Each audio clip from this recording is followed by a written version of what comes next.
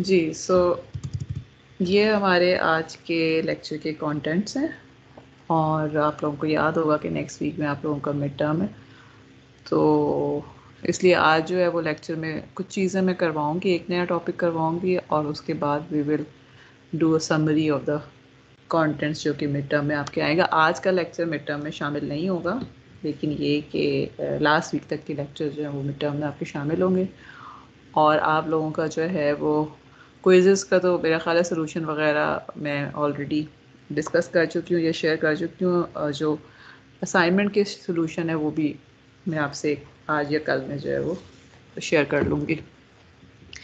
Okay, so we have couple of announcements और उसके बाद we will just talk about orthonormal basis और and then we will talk about Gram Schmidt. Orthogonalization का process जो है उसके बारे में हम बात करेंगे, कुछ हम एग्जांपल्स करेंगे और फिर आखिरी जो हाफ एन आवर है उसमें we will talk about the summary of whatever will come in your mid term. तो अनाउंसमेंट्स जो है वो पहली दो अनाउंसमेंट्स जो हैं दे आर कि क्लास पार्टिसिपेशन के भी आपके मार्क्स मैंने रीडिस्ट्रीब्यूट कर दिए हैं और क्विज़ेस जो हैं वो अब तो अभी तो खैर क्विज़ है नहीं, लेकिन अगर क्विज़ हो तो you should B turning on your camera और क्विज़ के साथ साथ एग्ज़ाम जो आपका होगा उसमें भी आपका कैमरा टर्न ऑन होना चाहिए। So I am just letting you know कि आप लोग सबके सब जो है वो नेक्स्ट टाइम जब आपका एग्ज़ाम होगा तो just be prepared with the camera, जहाँ से भी हो आप। आपका 30th को एग्ज़ाम है, मिड टर्म जो है वो ट्यूसडे को है, तो उसके लिए जो है you need to be prepared with the camera. 7:30 से 9 PM तक हमारा होगा एग्ज़ाम। और इन केस अगर आप लोग पहले किसी टाइम पे देना चाहते हैं, आई मीन क्लास अगर नहीं हो रही और इफ़ इट इज़ पॉसिबल तो we can move it to 6 और 6:30 ऑल्सो, लेकिन ये कि इट डिपेंड्स कि आपकी जो दूसरी क्लास है उसके क्या हालात हैं। ओके, लास्ट टाइम हम जो है लीनियर रिग्रेशन की एग्जांपल हमने की थी और ये मैंने आपको कोड दिया तो था, लेकिन हमारे पास इतना टाइम नहीं था हम इस कोड को रन कर पाएँ। So I will run this code today और उसके बाद जो है वी विल जस्ट सी के लीनियर रिग्रेशन जो है ये स्टेप बाय स्टेप हमारे पास प्रोसेस कैसे हो रहा है, जो कि हमने बेसिकली पढ़ा था in the class. So MATLAB का कोड मैं निकालती हूँ। अच्छा, मुझे ये बताइए कि आप लोगों को मैटलैब नज़र आ रही है स्क्रीन? Yes ma'am. आ रही है, ओके गुड। ओके, सो ये जो लीनियर रिग्रेशन की ये वाली एग्जांपल है, इसमें मैंने डाटा एग्जैक्टली वही डाला हुआ है जो कि पिछले जो हमारा हमने क्लास में एग्जांपल की थी उसका डेटा है। So this is a, this is जो ये ऑब्जर्वेशन मैट्रिक्स है हमारे पास, सॉरी मैंने वो नहीं लिखे हुए, दिस इज़ ऑब्जर्वेशन मैट्रिक्स, ठीक है। और ये वाला जो ए हमारे ऑब्जर्वेशन वेक्टर है बेसिकली, और ए जो है वो हमारे पास वेक्टर है which is a vector of basis कह लें, या आपके पास हमारे पास जो है वो due to the process of Y hat equal to X plus B, जब हम अप्रोक्सीमेट कर रहे हैं लाइन के साथ उसको, तो वहाँ से जो हमारे पास आप सिस्टम मैट्रिक्स कह लेंगे जो आया है, जिसके बेस पे हम अननोन को जो है वो अननोन जो ए और बी थे, जो विच आर द क्या कहते हैं उसको, intercept and slope of the lines, उसको हम वो कर सकते हैं, एस्टिमेट करेंगे। And okay, now what we need to do is कि अच्छा यहाँ पर देखें, ये चीज़ किसी को ये समझ में आ रही है, why have I done this thing? याद है लीनियर रिग्रेशन में what we use actually pseudo inverse का फॉर्मूला, ठीक है। और उसमें हमने क्या कहा था, सूडो इनवर्स का फॉर्मूला जो था that was equal to A A transpose A inverse time A transpose into Y, where Y is the matrix जो कि आपके पास ऑब्जर्वेशन वेक्टर जो भी आया हुआ है। तो ये बेसिकली मैंने वही वाला फॉर्मूला यूज़ किया। I have define another matrix B which is A transpose A को मल्टीप्लाई करके आ रहा है, और A ट्रांसपोज A का इन्वर्स लेने के बजाय मैंने B का इन्वर्स ले लिया है, and then I have multiplied it with A inverse. और अगर A ट्रांसपोज और ये वाला जो फैक्टर है, if you remember we called this thing to be pseudo inverse और उसको फिर हमने y से मल्टीप्लाई किया हुआ। So let me just run it step by step. अच्छा, इस केस में जो है वी आर जस्ट कंप्यूटिंग, हमने c हमारे पास जो है वो आ गया है। नेक्स्ट स्टेप क्या है, we need to compute y hat, okay, which is actually a times c। Again ये सारे वही स्टेप हैं, अगर आपके पास नोट्स आपके अवेलेबल हैं तो you should be able to see के हम क्या कर रहे हैं। ठीक है, हमारे पास अब वाई हैट आ गया, वाई ऑलरेडी अवेलेबल है, वहाँ से जो है हम एरर कंप्यूट कर रहे हैं। Again error vector, we know that error vector is equal to the observation vector minus the estimated vector. तो ये हमने कंप्यूट कर लिया। Then I am computing the square error because we have seen के हम जो है वो लीस्ट स्क्वायर एरर जो है उसको मिनिमाइज कर रहे होते हैं इस प्रोसेस के थ्रू। ये हमने कंप्यूट कर लिया। एंड देन ओके, यहाँ पर जो है ये वाला फ़िलहाल अगर हम इसको और एनीवे इसको भी हम कर लेते हैं। सो अच्छा, this is actually the second part of the example जो कि हमने लास्ट टाइम की थी कि if we want to have the weighted least square solution, तो उस केस में जो है वो हमने ये वेट मैट्रिक्स डिफाइन किया। अगेन मैंने वही वाला वेट मैट्रिक्स डिफाइन किया हुआ है जो कि आपकी बुक में अवेलेबल है। और उसके बाद जो है वो फॉर्मूला जो है, instead of taking B to be A transpose A, मैंने बी वेटेड लिया हुआ है which is A transpose W and A। Again this is the formula, जब आप वेट वेक्टर ले रहे होते हैं तो उस केस में वी हैव सीन के फॉर्मूला चेंज हो जाता है। और नेक्स्ट स्टेप में जो है I am doing the same thing कि अब instead of taking the inverse of A transpose ए, मैं वेटेड ए ट्रांसपोज ए जो है उसका इन्वर्स ले रही हूँ। एंड देन अगेन यहाँ पे भी वेट वेक्टर इंट्रोड्यूस हो गया है। And now I am computing Y weighted hat, which means कि estimated vector with weighted least square solution से। और उसमें और पिछला जो हमने किया था कंप्यूटेशन, उसमें सिर्फ ये डिफरेंस है कि जो हमने वहाँ c निकाले थे, यहाँ हमारे पास c weighted है। And then we are computing the error in the same manner. So let me just plot find this also. और ये वाला जो हमारा पार्ट ऑफ द कोड है, this is plotting all of these three things. एक तो ये कि actual points, then linear regression से जो है विदाउट वेट जो लीस्ट स्क्वायर सोल्यूशन के थ्रू हमारे पास रिग्रेशन की लाइन आ रही है, एंड देन वेटेड लाइन जो आ रही है। So okay, so this is actually what we are getting at the end. मेरे पास सिर्फ 4 और 5 पॉइंट्स हैं बेसिकली, 1 2 3 4 5। और इसमें से जो ये ब्लू लाइन है, this is the regression line, sorry red line जो है रिग्रेशन लाइन है, और जो ब्लू लाइन है वो वेटेड रिग्रेशन लाइन है। यू कैन सी के मैम मैटलैब विजिबल नहीं है, आई थिंक वो फिगर्स नजर नहीं आ रही। फिगर नजर नहीं आ रही? अच्छा, कोड नजर आ रहा था? मैम कोड जो है वो मैटलैब में नहीं ओपन, वो जस्ट आपके नोट्स में जो है ना वो कोड नजर आ रहा है। ओहो, तो आप मुझे उस वक्त बताते, मैं तो सब कुछ रन कर करके आपको साथ साथ दिखाती रही हूँ। आई थॉट कि आपका मैटलैब में भी नज़र आ रहा है। ओके, चलें, लेट मी, मैं वैसे डेस्कटॉप शेयर करने की कोशिश करती हूँ, मेरे हिसाब से तो डेस्कटॉप ही शेयर्ड है, लेकिन आई डोंट नो, मे भी नहीं है। अच्छा, अब नज़र आ रहा है, ये आपको फिगर नज़र आ रही है? जी मैम अभी विजिबल है। ठीक है ना? तो ये जो फिगर है ये मैंने बेसिकली उसी कोड से जनरेट की हुई है, और इस फिगर में आई हैव एक्चुअल पॉइंट्स। अच्छा, अब आपको फिगर नज़र आ रही है लेकिन कोड अभी भी नहीं नज़र आ रहा, राइट? मैटलैब का yes ma'am sir, just figure नजर आ रहा है। फिगर नज़र आ रही है। ऐसे चलें, खैर फिगर को ही देख लेते हैं। तो इसमें जो है वो हमारे पास ये एक्चुअल पॉइंट्स जो हैं, मैंने दो आपके जो वेक्टर्स डिफाइन किए थे। बेसिकली एक्चुअल पॉइंट्स क्या थे, एक्स और वाई का पेयर ऑफ पॉइंट्स जो थे, तो वो स्कैटर प्लॉट से मैंने प्लॉट किए हुए हैं। एंड देन रिग्रेशन लाइन जो है, दिस रेड लाइन जो है, ये विदाउट वेट जो लीस्ट स्क्वायर सोल्यूशन है उसकी लाइन है, लीस्ट स्क्वायर एस्टीमेट जो हमारा रिग्रेशन लाइन का है। और जो ब्लू वाली लाइन है, this is weighted least square की रिग्रेशन लाइन है।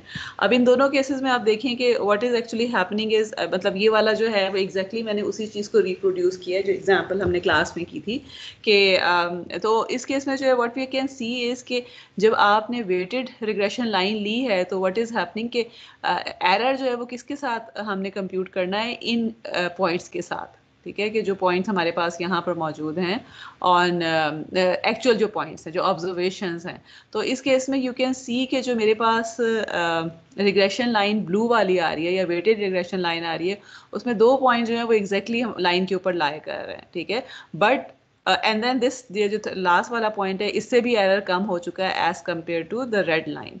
लेकिन ये कि अगर इस पॉइंट को मैं देखती हूँ जो 5 के ऊपर मौजूद है, तो इससे एरर बढ़ा है। सो द थिंग इज कि इट ऑल डिपेंड्स कि आप जो है वो किस तरह से वेट को एडजस्ट करना चाहते हैं। एंड वेट एडजस्ट करते हुए डेफिनेटली एरर की वैल्यू भी जिस तरह मैंने यहाँ पे कंप्यूट की हुई है, अगेन आपको मैटलैब नजर नहीं आ रहा, तो you won't be able to see that. लीजिएगा कि जो आपका वेट के साथ एरर आ रहा है और विदाउट वेट एरर आ रहा है, they would be different because of the reason कि हमने बीच में एक वेट वेक्टर इंट्रोड्यूस करवाया है, और उसकी वजह से जो है वो दोनों लाइनों का प्लॉट जो है वो भी डिफरेंट है। आई वुड सजेस्ट कि आप लोग जो है okay, let me go back and जी, so what I would suggest is कि आप लोग ओके, ये इसको तो मैं बंद करना चाहती हूँ।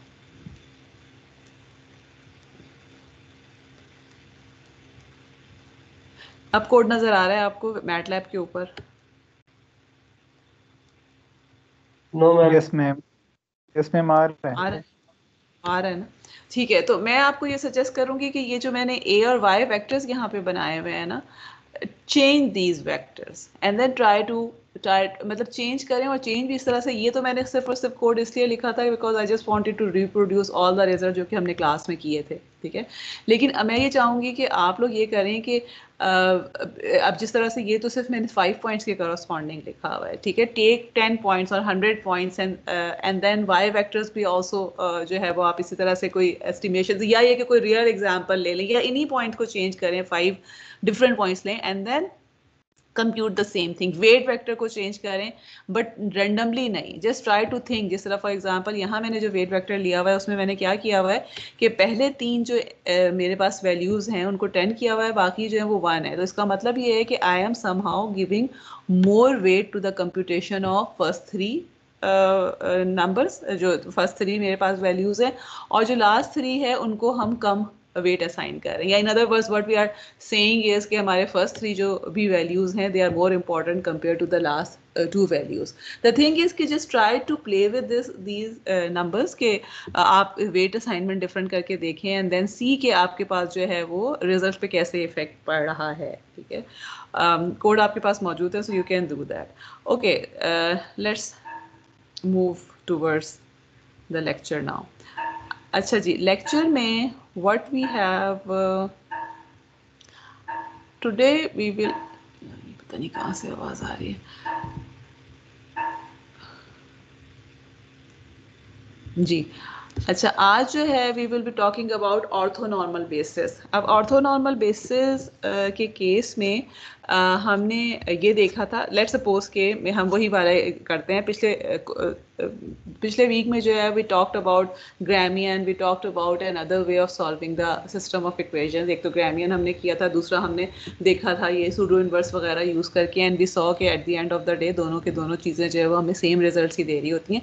एक जो इंपॉर्टेंट चीज़ वो हमने देखी थी कि लेट सपोज कि अगर हमारे पास vector space is S and T is sub space, ठीक है, एंड देन हम जो है वो क्या कह रहे हैं कि बेसिकली आर प्रॉब्लम जो हम सॉल्व करने की कोशिश कर रहे हैं, this is the same from the start. Sorry, इसको सेंटर में से गुजरना चाहिए जो कि गुजर के नहीं दे रहा। Okay, so this is actually let suppose सब स्पेस है, ये वेक्टर स्पेस है, यहाँ एक वेक्टर है, इसको हम इसके ऊपर जो है वो प्रोजेक्ट कर रहे हैं। एक्स हैट हमारे पास आ रहा है और वी हैव सीन के दिस इज अ प्रोजेक्शन जो कि हमें यहाँ से मिलती है, which is actually the component of vector x in the direction of the सब स्पेस का जो वेक्टर है। और ये जो वेक्टर हमने डिफाइन किया हुआ है सब स्पेस का, अगर 1 डायमेंशनल सब स्पेस ले रहे हैं तो we can just define it as p1 which is 1 basis vector.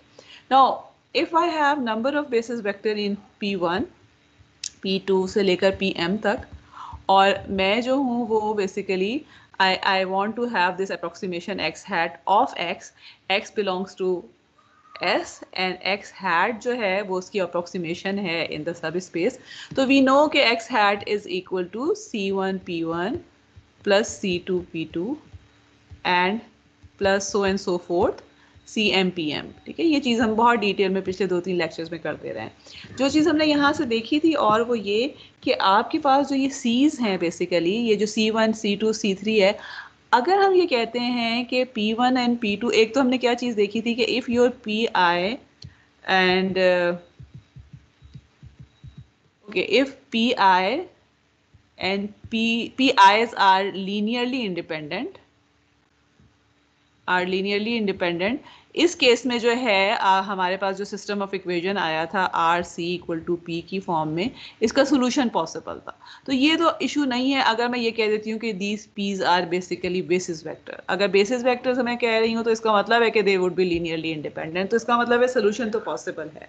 लेकिन उसके साथ साथ हमने क्या देखा था कि अगर ये बेसिस वेक्टर होने के साथ साथ, अगर ये लीनियरली इंडिपेंडेंट होने के साथ साथ ऑर्थोनॉर्मल भी हैं, विच मीन्स कि कोई भी मैं PI और PJ अगर लेती हूँ तो इनका इनर प्रोडक्ट जो है this is 0 for I not equal to J and 1 for I equal to J. तो उस केस में हमने क्या देखा था कि ये R जो है this becomes in identity vector और हमारे आइडेंटिटी मैट्रिक्स, और जो C आ जाते हैं हमारे पास C vector is simply equal to P vector. या C का मतलब क्या है, C1 C2 से लेकर CM तक जो है these are actually equal to XP1 XP2 and so forth. हमारे पास XPM तक सारे इनर प्रोडक्ट्स जो हैं या आपके पास जो है, हाँ, इनर प्रोडक्ट जो है उसकी फॉर्म में हमारे पास आ जाते हैं. नाउ द थिंग इज कि इसका मतलब ये है कि these vector being orthonormal is something very useful for us. और ये जो C's हैं ये basically क्या हैं? These are actually the projection of X in the direction of corresponding basis vector. ठीक है, for example अब मेरे पास अगर मेरे पास ये C1, C2, C3 आ चुके हैं, लेट्स सपोज कि मेरे पास ऑर्थोनॉर्मल बेसिस वेक्टर्स हैं, तो इसका क्या मतलब है कि I can write X hat as X P1 times P1 plus X P2 inner product times P2 vector and plus so and so forth X PM inner product times PM vector. ठीक है, तो ये जो है मेरे पास these are actually the coefficients of this equation जहाँ पे हम लीनियर कॉम्बिनेशन फाइंड आउट कर रहे हैं. और ये कोफिशिएंट बेसिकली किस चीज़ को हमें दे रहे हैं? These are actually giving us the component of X in the direction of basis vector P1 के, अगर यानी एक्स P1 जो है this is giving me the component of x in the direction of P1, x P2 is giving me the component of x in the direction of P2 and so forth. This is something important. इसका मतलब है कि हमारे पास जो है इनकी computation आसान हो गई है. We can easily find the projection of the vector in the direction of any any vector in this vector space जिसकी हम बात कर, सब स्पेस जिसकी हम बात कर रहे हैं, if they are orthonormal vectors. ठीक है, another thing, okay, let's suppose के मैं ये कहती हूँ, okay let me just go back here. ठीक है, अब इसका मतलब है कि ये चीज़ तो हमने इस्टेब्लिश कर ली है कि अगर हमारे पास if these P's vectors are orthonormal then in that case R become I, और हमारे पास जो है वो यहाँ से हमें तमाम के तमाम कोफिशिएंट्स मिल जाते हैं. और इसका मतलब है कि एक्स हैट का फॉर्मूला जो है वो सिंपली ये बन जाता है कि it is the summation from k from 1 to m x pk multiplied by pk. ठीक है, और x pk क्या दे रहा है हमें? x pk दे रहा है component of x in the direction of pk. और जब हम उसको मल्टीप्लाइड बाय pk कह देते हैं तो इसका मतलब है कि हमें वो पूरा वेक्टर मिल रहा है. ठीक है, अगेन मैं यहाँ पे वही वाली फिगर बना लेती हूँ कि यानी this thing is giving me this length. ठीक है। और जब मैं इसको pk से मल्टीप्लाई कर देती हूँ तो इसका मतलब है कि मुझे, यानी अब ये वाला जो है this will be just a number, तो ये मुझे इसका वो दे रहा है कि ये कितना बड़ा वेक्टर है। लेकिन जब मैं वेक्टर से मल्टीप्लाई कर देती हूँ तो इसका मतलब है कि we are actually having this whole vector, ठीक है। आप इसको मतलब पी के जो मैंने लिखा हुआ है इसको आप यूनिट वेक्टर समझ सकते हैं। तो अगर यूनिट वेक्टर है because they are orthonormal vectors, तो इसका मतलब है कि they will have unit magnitude also. So unit vector अगर हैं तो हमें ये पता है कि अगर मैं ये लिखती हूँ कि x मेरे पास कोई भी वेक्टर है and this is actually x1 times i plus x2 time j अगर है, तो ये हमें पता होता है कि x1 और x2 क्या है, इसके जो कंपोनेंट्स हैं अलोंग i और j डायरेक्शन, उसकी विड्थ है, मतलब उसकी लेंथ है, और i और j जो है उसकी वजह से ये वेक्टर की फॉर्म में कंपोनेंट्स आ रहे हैं। मतलब this is not something new के जो हम कर रहे हैं। अच्छा, व्हाट विल हैपन अगर मैं ये कहूँ कि मेरे पास basically t is equal to s, या what I am saying is कि सब स्पेस के बजाय मेरे पास जो ये सेट है p1 से लेकर p1 p2 p3, let me right here, ठीक है। What we are saying is कि t हमारे पास पूरे का पूरा वेक्टर स्पेस है, या हम ये कह रहे हैं कि मेरे पास s जो है this can be span by p1 p2 से लेकर pm तक जितने भी वेक्टर्स हैं। तो इसका क्या मतलब है कि अब मेरे पास x हैट क्या हो जाएगा, यानी what we are saying is कि जो मुझे मिले हुए हैं vectors, they are basis vector of the whole vector space, subspace के बेसिस वेक्टर नहीं है। तो उनके लीनियर कॉम्बिनेशन से अब जो मेरे पास चीज आ रही होगी, what will be this equal to, और let me put it in another way. अब मुझे ये बताइए कि x हैट और x जो है इनमें कितना डिफरेंस आ रहा होगा अगर आपका सेट वेक्टर स्पेस इटसेल्फ को स्पैन कर रहा है सब स्पेस के बजाय। Then what will be happening, x hat और x हैट है, x और x हैट का रिलेशनशिप अब क्या होगा, एनीवन? देखिए, आपका अगर फर्ज करें कि 2 डायमेंशनल वेक्टर स्पेस की हम बात कर रहे हैं, और पहले हम ये कह रहे थे कि हमें 2 डायमेंशंस का बेसिस वेक्टर नहीं पता। एक वेक्टर है जो कि 2 डायमेंशन में है, लेकिन बेसिस वेक्टर हमें 1 डायमेंशन का पता है। तो हम क्या कर रहे हैं, in order to solve for the things, हम उस 2 डायमेंशनल वेक्टर का कंपोनेंट वो वाला ले रहे हैं जो कि 1 डायमेंशनल वाले सब स्पेस के ऊपर प्रोजेक्ट हो रहा है, बिकॉज ऑफ द रीज़न कि हमें उसकी इन्फॉर्मेशन मौजूद है, उसकी वजह से एरर इंट्रोड्यूस हो रहा है। अब मैं आपको कह देती हूँ कि आपको 2 डायमेंशन के दोनों बेसिस वेक्टर पता है, तो अब मैं और पहले वाले और दूसरे वाले सिचुएशन में क्या डिफरेंस होगा with reference to the estimate? Ma'am error minimise हो जाएगा, मतलब एरर नहीं होगा। एरर मिनिमाइज हो जाएगा, कितना हो जाएगा एरर?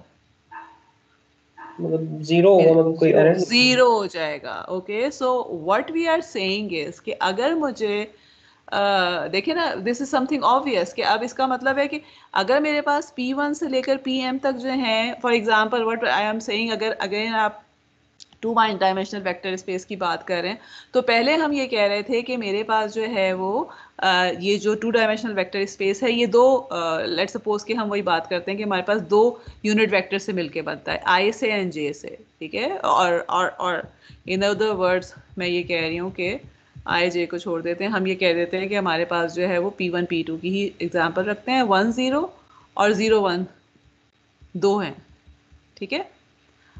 अब पहले हमने क्या कहा था कि हमें सिर्फ P1 पता है, विच मीन्स कि हमें सिर्फ और सिर्फ लेट सपोज कि ये सिर्फ पता है, ये वाली डायरेक्शन हमें पता है। तो इसका मतलब है कि अगर कोई वेक्टर मेरे पास यहाँ पे मौजूद है तो मैं सिर्फ उसका यही कंपोनेंट ले सकती हूँ जो कि इस वाली डायरेक्शन में मौजूद है।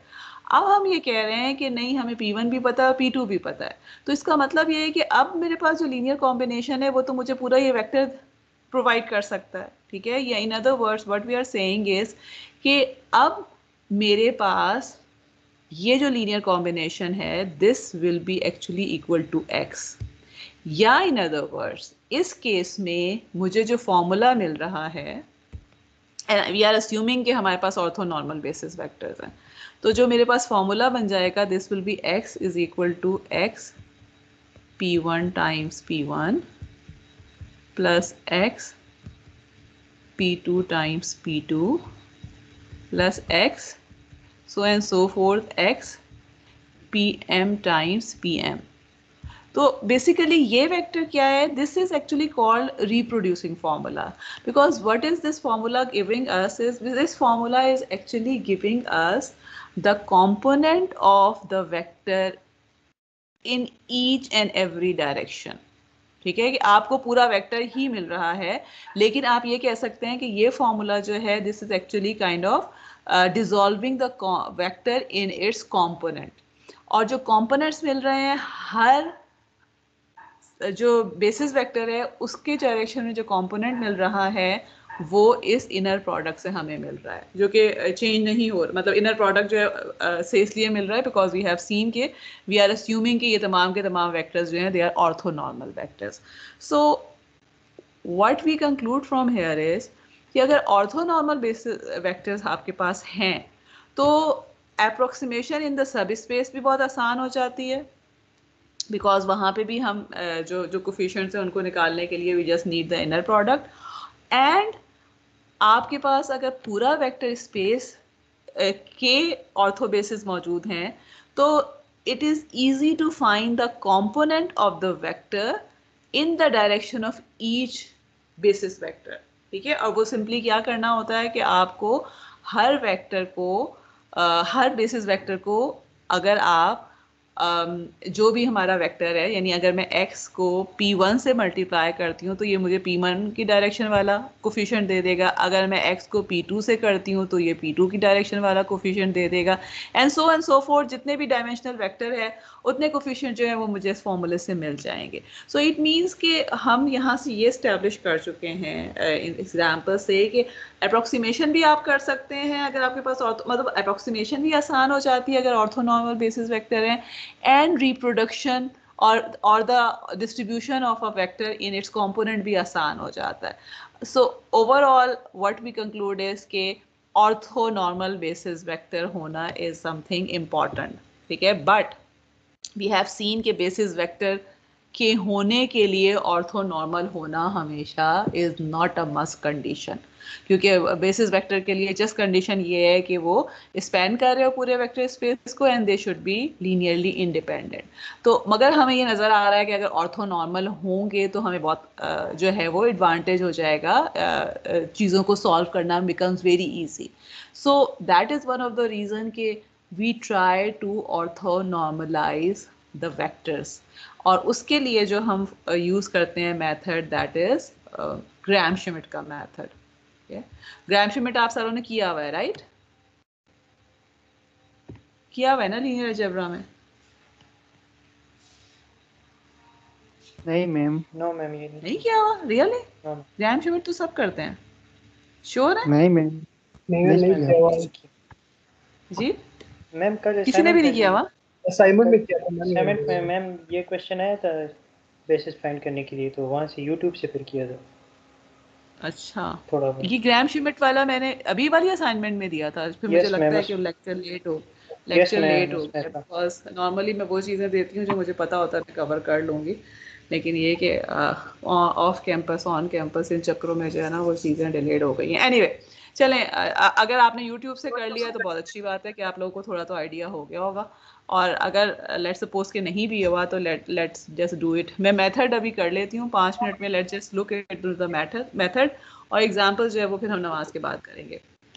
अच्छा, what is the idea is कि हम ये कह रहे हैं कि हम okay let me just see के हम करना क्या चाह रहे हैं। हम जो है ग्राम श्मिट जो है ऑर्थोगोनलाइजेशन हम किस लिए यूज कर रहे हैं, तो so our aim is to find the orthonormal basis. ठीक है, and since we have seen so many advantages of orthonormal basis vectors, so we want to find a way to orthogonalize these vectors, and one of the methods to do so is Gram-Schmidt. And frankly when Gram-Schmidt आपसे पहली दफा class से सुन रही हूँ कि आप लोगों ने नहीं किया, वरना लीनियर अलजेब्रा में सबने किया जरूर होता है, बेशक उनको ये नहीं पता होता कि क्यों किया हुआ है, वो they just know the standard formula और फिर उससे सॉल्व करना उनको आता होता है। लेकिन ये कि अगर आप लोगों ने नहीं किया हुआ तो this is strange, but it's okay, we will do it now. तो इसमें जो है okay, so what we are trying to do is we are given a set of vectors P1 से लेकर Pm तक जो कि बेसिस वेक्टर्स है। इसका क्या मतलब है कि वो लीनियरली इंडिपेंडेंट हैं and they are spanning some vector space T, जो कि हमने क्या हुआ। हम क्या चाहते हैं, हम चाहते हैं we want the set of new basis vector Q1 से लेकर Qn तक सच दैट कि वो स्पैन तो सेम वेक्टर स्पेस को कर रहे हो, जो स्पैन आपके पीस का था वही स्पैन क्यूज का भी होना चाहिए, लेकिन हम क्यूज जो हैं उनको ऑर्थोनॉर्मल चाहते हैं। ठीक है, हम पीस को, दिस इज समथिंग इम्पॉर्टेंट कि फॉर एग्जांपल फर्ज करें कि मेरे पास जो है again this is 2 dimensional vector space and let's suppose कि मैंने आपको कह दिया कि जी P1 ये है and P2 is this one. ठीक है, अब नजर आ रहा है मुझे कि ये P1 और P2 जो है दे आर नॉट ऑर्थोगोनल, ठीक है, क्योंकि यहाँ से जो है वो 90 डिग्री का एंगल नहीं बन रहा, एंड देन मोस्ट प्रोबेबली इनकी जो यूनिट वेक्टर्स भी नहीं है, एक की लेंथ छोटी है एक की बड़ी है। अब मैं क्या करना चाहती हूँ, what I want to do is I want to have 2 other vectors not randomly by using these vector in such a way कि एक तो चले मैं पहला वाला जो है ना वो तो मैं इनमें से किसी की डायरेक्शन में ले लेती हूँ, मैं कह देती हूँ कि जी ये Q1 है वो इसी की डायरेक्शन में, ये Q1 है। सिर्फ फर्क क्या है कि P1 जो था ना उसकी कोई भी लेंथ हो सकती थी, Q1 जो है इसकी लेंथ, इसका जो नॉर्म वो है क्या कहते हैं नॉर्म है वो इक्वल टू 1 है। ठीक है, या यूनिट लेंथ का हमारे पास ये वेक्टर होना चाहिए। और दूसरा क्या, अब और क्या मैं करना चाहती हूँ, now using this Q1 and this P2, मैं अब चाहती हूँ कि मेरे पास एक ऐसा Q2 आ जाए जो कि Q1 के ऑर्थोगोनल भी हो एंड इसका भी नॉर्म जो है इक्वल टू 1 हो। ठीक है, सो एक जो चीज याद रखनी है हमने वो ये कि आपके पास जो है जो नोन जो चीजें गिवन है उनको ही ऑर्थोगोनलाइज हम करना चाह रहे हैं। ठीक है, so we can start with any vector. ठीक है, let's just discuss this thing और उसके बाद मेथड जो है वो हम नमाज के बाद आके डिस्कस करते हैं। सो हम जो है वो we will, so what is the process। देखिए यहाँ से अब हमें नजर आ रहा है कि मैं ये तो कह सकती हूँ कि पहला वाला जो है ना उसके लिए तो मैं कहती हूँ कि लेट्स सपोज कि मैं E1 के कह देती हूँ कि P1 के इक्वल, और Q1 जो है this is equal to E1 divided by E1 का नॉर्म, विच मीन्स के बेसिकली ऑर्थोगोनलाइज करके, या Q1 ऐसा वेक्टर आ गया जिसका नॉर्म जो है वो 1 के इक्वल आ जाएगा। ठीक है, ये इटसेल्फ नहीं होगा 1 के इक्वल, लेकिन बस मैंने सिर्फ ये किया हुआ है कि P को नॉर्मलाइज करके जो है वो Q1 निकाल लिया। अब मुझे ये बताइए कि ओके ये मेरे पास जो कौन सा कलर यूज करूं, let me just take red. Okay, अब आप देखिए मैं ये निकालना चाहती हूँ, ये वेक्टर P2 से मैं ये वेक्टर कैसे निकाल सकती हूँ, how can I take P2 to find a vector which is orthogonal to P1। अच्छा okay, let me rephrase it. P2 के 2 कंपोनेंट्स कौन कौन से होंगे, अगर मैं P2 को जो है वो 2 पार्ट्स में डिवाइड करती हूँ, किसी भी वेक्टर को, P2 की बात नहीं करते, लेट सपोज कि मेरे पास एक वेक्टर यहाँ पर कुछ भी है। ठीक है, मैं आपको कहती हूँ कि जी आपने इसको 2 कंपोनेंट्स में डिवाइड करना है, तो वो कंपोनेंट्स क्या हो जाएंगे, एक कंपोनेंट जो है उसका इस डायरेक्शन में आता है और दूसरा इस तरह होता है। ठीक है, हमेशा इस तरह होता है ना कि आपके पास जो भी वेक्टर्स होते हैं, नो मैटर वेक्टर अगर इस तरह से भी बना हुआ है तो आप जब उसके कंपोनेंट्स लेते हैं, एक जो होता है वो इसका ऑर्थोगोनल कंपोनेंट होता है और दूसरा जो साइन और कोसाइन की जो आप डेफिनेशन हम कर रहे होते हैं, या ये कि अगर मैं आपको ये कह रही हूँ कि मेरे पास जो है वो एक वेक्टर है और इसको आपने ओके कि 2 वेक्टर्स हैं, ठीक है, और इस वेक्टर का ये वेक्टर लेट्स सपोज a है and this is vector b। अब मैं ये कहती हूँ कि जी b का मुझे कंपोनेंट बताएं इन द डायरेक्शन ऑफ a, तो आप क्या करेंगे, आप b से एक ऑर्थोगोनल प्रोजेक्शन यहाँ पे करेंगे, ठीक है, and this vector would be the component of b in the direction of a parallel to a, and this will be component of b orthogonal to a, and this is possible for any two vectors। मेरे पास जो भी कोई दो vector मैं ले लूँ, no matter कि उनके दरमियान क्या एंगल बन रहा है, मैं अगर एक वेक्टर को दूसरे वेक्टर के ऊपर हमेशा प्रोजेक्ट करवा सकती हूँ ऑर्थोगोनली, और जब मैं ऑर्थोगोनली प्रोजेक्ट करवा रही हूँ तो इसका मतलब है कि I am getting two component, one is in the direction of the vector जिसके ऊपर मैंने प्रोजेक्ट करवाया है, and the other one is at right angle to that vector. ये तो सबको समझ में आ रहा है, राइट? और जो मेरे पास ये b है, basically b is equal to b का component orthogonal to a plus b का कंपोनेंट पैरेलल टू a, ठीक है, पैरेलल टू a कह दें या अलोंग a कह दें, ठीक है। अब आप देखें इसी चीज को मैं अगर यहाँ अप्लाई करती हूँ तो इस केस में basically this component is the same as this one, orthogonal जो है, ठीक है।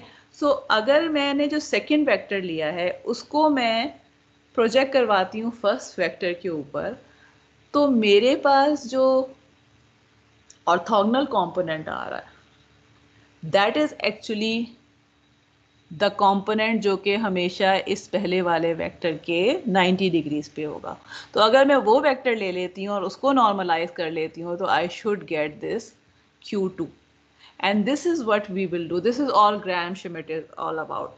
कि अब मुझे क्या पता चल गया है कि now I am getting okay, अब मैं अगर formula, let me just write this formula in terms of P2 और उसके बाद हम ब्रेक करते हैं, ठीक है। so if I take, so I can write P2 as a component orthogonal to P1 और Q1, क्योंकि अब हम उसको Q1 कह चुके हैं, plus a component parallel to Q1। मुझे ये वाला वेक्टर चाहिए ऑर्थोगोनल वाला, बिकॉज आई नो कि यहाँ से मुझे Q1 मिल जाए, Q2 मिल जाएगा, because this is something orthogonal to P1। तो इसको मैं क्या लिख सकती हूँ, इसका मतलब है कि P2 जो ऑर्थोगोनल वाला वेक्टर है this is actually equal to P2 minus P2 का कंपोनेंट पैरेलल टू Q1, और P2 का कंपोनेंट पैरेलल टू Q1 हम अभी देख चुके हैं ये किस तरह से हमें मिल जाता है। P2 को अगर मैं वेक्टर ले लूँ इन द डायरेक्शन ऑफ Q1, ठीक है, अभी हमने पीछे देखा है कि जो मेरे पास किसी भी वेक्टर के ऊपर अगर प्रोजेक्शन कर रहे हैं तो अगर वो ऑर्थोनॉर्मल जो हमें कंपोनेंट मिल रहा होता है वो किस तरह से मिल रहा होता है, उस वेक्टर के साथ इनर प्रोडक्ट लेने से। So in other words what we are saying is कि हमारे पास ओके कि ये वाली जो चीज़ है this is what we are saying कि P2 is basically equal to P2 का component orthogonal to Q1 and P2 का कंपोनेंट अलोंग Q1। अब मुझे तो ऑर्थोगोनल वाला चाहिए, तो उस ऑर्थोगोनल वाले के लिए मैं क्या कर दूंगी, अगर मैं P2 में से अलोंग वाले को माइनस कर दूं तो मुझे ऑर्थोगोनल वाला मिल जाएगा, और अलोंग वाला कंपोनेंट वी नो कि हमें यहाँ से मिल रहा होता है, अभी हमने थोड़ी देर पहले देखा था। तो इसका मतलब है कि ऑर्थोगोनल वाला जो है उसका फॉर्मूला मेरे पास ये आ जाता है, और इसको नॉर्मलाइज अगर मैं कर देती हूँ तो मेरे पास Q2 आ जाएगा। Okay we will stop here, 10 minute के हम ब्रेक लेते हैं और नमाज 6:50 पे हम वापस आएंगे। Let me stop recording also.